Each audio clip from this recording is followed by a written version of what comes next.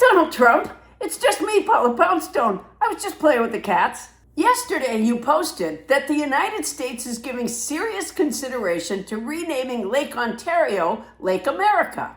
Could I ask you a question? Do you mean you're considering that? And maybe some sycophant that happened to be in the room with you when you thought of it?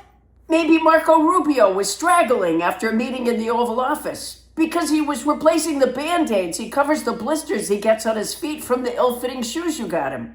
And he gave his sickly, if I can just hold on until I run for president, smile that you interpreted as an enthusiastic yes when you said, I know, we can rename Lake Ontario Lake America. And that's what I want to talk to you about. Certainly it's not what the American people want. Your approval rating is 33%. You don't speak for the American people. What's with all the renaming? Have you always done that since you were a boy?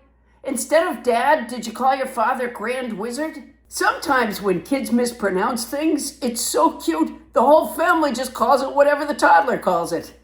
My toddler neighbor used to call a bathing suit a beta loop, so we all called it a beta loop.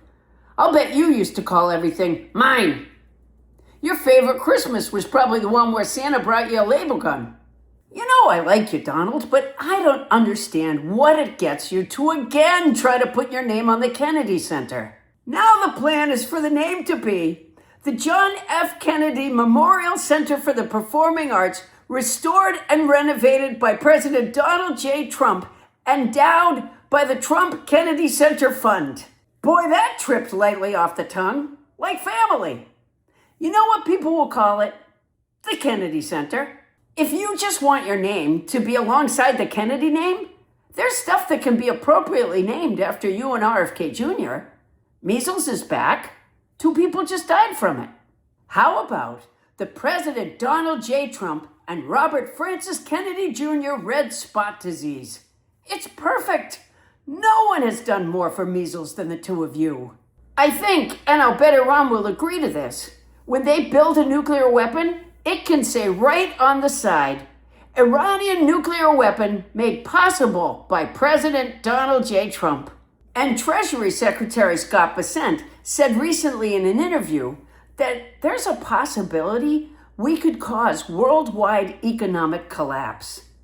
He sounded like he was pretty proud of that, but I don't think you have to share the limelight with him if you don't want to. You nominated him, so it really will be the President Donald J. Trump worldwide economic collapse.